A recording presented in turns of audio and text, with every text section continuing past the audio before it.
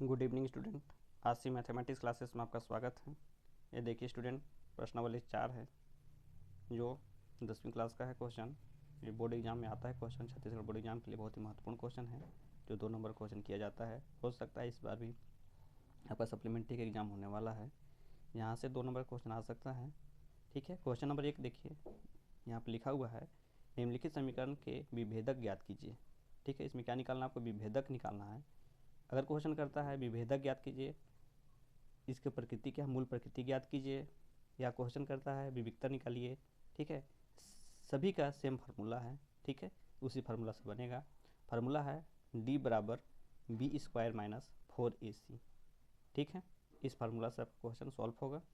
ठीक है, या के का मान भी ज्ञात करना होगा, तभी इसी फार्मूला से निकलेगा।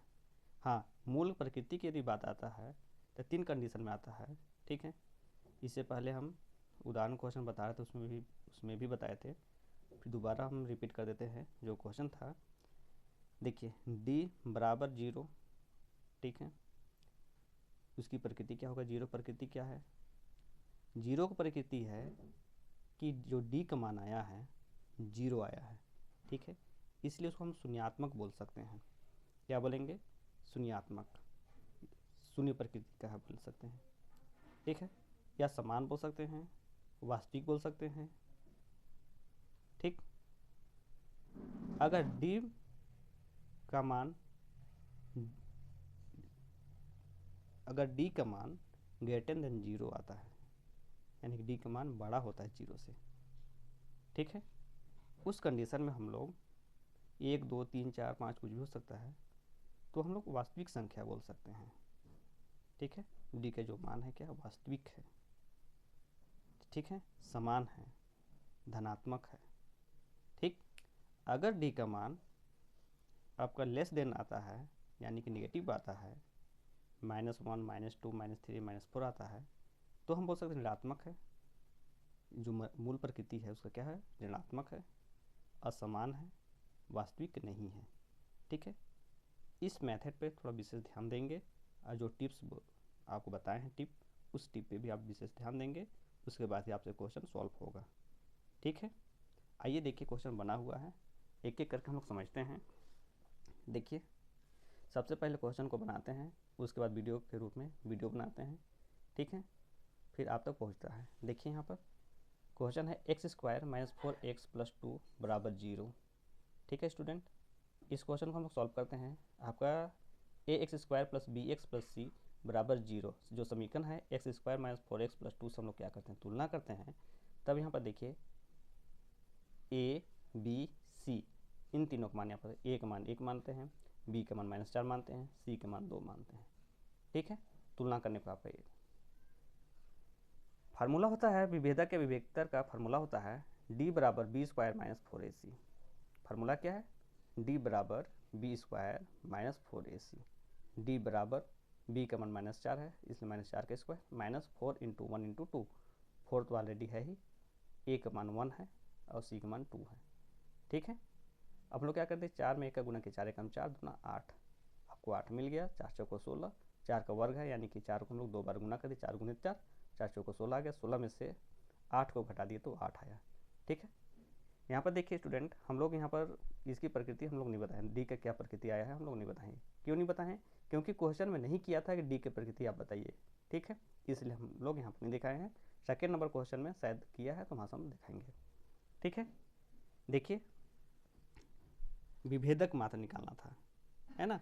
सेकेंड नंबर क्वेश्चन में क्या बोला है, मूलों की प्रकृति ज्ञात कीजिए। तो इसमें मूलों की प्रकृति हमको निकालना होगा।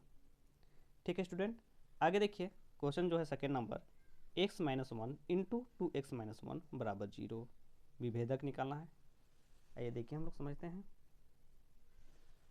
हम लोग क्या कर दिए, x - 2 का मल्टीप्लाई कर दिए हैं। देखिए यहाँ पर मल्टीप्लाई किए हैं, मल्टीप्लाई मतलब गुणा होता है। ठीक है, x में 2x का गुणा लिखे हैं। ठीक है, फिर x में 2x - 1 लिखे हैं, दोनों गुणा किए, यहाँ पर लिखे हैं 2x का स्क्वायर आ गया, x में x का गुणा किए, x का स्क्वायर, एक घात मिलकर 2 घात हो गया। हम जानते हैं घातांक के नियम से कि क्या होता है, जब भी आधार से आधार गुना होता हो तो घात से घात जुड़ता है। ठीक है, तो वही यहाँ पर जुड़ गया है, x में x गुना होता है x हुआ, अंक में गुना हुआ है, यहाँ पर 1 मानते हैं तो 2 में 1 का गुना 2 एकम 2 आया, ठीक है। और घात घात से जुड़ा तो 2 घात हुआ, ठीक है। x में -1 का गुना किया तो -x आ गया है, 2 में x का गुना किया तो -2x आ गया, फिर -2 में 1 का गुना किया तो +1 आ गया। यहाँ पर ध्यान दीजिएगा, यहाँ पर क्या है, -2 है ना, यहाँ पर -2 है, -2 में 2 का गुना किया तो कितना आएगा, यहाँ पे ध्यान दीजिए 4 आएगा। कितना आएगा, 4 आएगा। -2 में 2 का गुना करेंगे कितना आएगा, 4 आएगा, ठीक है स्टूडेंट। फिर 2 में 1 का गुना करें 2 एकम 2 आएगा, ठीक है, 2 एकम 2। अब हम लोग क्या करेंगे, यहाँ पर देखिए -4, ठीक है, यहाँ पर ध्यान दीजिए -4 और -x, ठीक, जोड़ेंगे तो कितना आ जाएगा, -5x आएगा। कितना आएगा, -5x, प्लस यहाँ पर कितना आ जाएगा 2, ठीक। अब देखिए हम लोग क्वेश्चन सॉल्व करते हैं, तुलना किए हैं, यहाँ पर आपका क्या हो गया 5x, यहाँ पर कितना आ गया 2, तुलना ax² + bx + c का तुलना किए हम लोग, बराबर 0 से तुलना किए, ठीक है स्टूडेंट। जब हम लोग तुलना किए हैं तो ध्यान दीजिएगा, a बराबर आपका 2 आ गया, b बराबर -5 और c बराबर कितना आया 2 आया।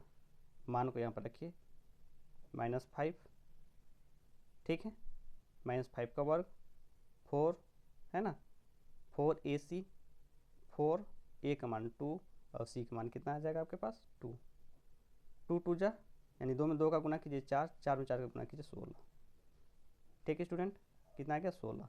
अब 5 में 5 का गुना करेंगे तो कितना आएगा 25, ठीक है। 25 में से 16 घटाइएगा, 25 में 16 घटाइएगा तो कितना आएगा 9 आएगा, ठीक है। आगे देखें, x² + px + qx बराबर 0, तुलना हम लोग x² + bx + c बराबर 0 से तुलना करते हैं। हम लोग यहाँ पर क्या मानते हैं, a बराबर कितना है आपका 1 है, b बराबर p है, c बराबर q है। फार्मूला होता है विविक्तर विभेदक का b² - 4ac, ठीक है, p² - 4 × q, ठीक है, p के स्क्वायर गुना किए 4q आ गया है, ठीक है। इस वीडियो को लाइक सब्सक्राइब और कमेंट कीजिएगा, ज़्यादा से ज़्यादा शेयर कीजिए, ठीक, धन्यवाद।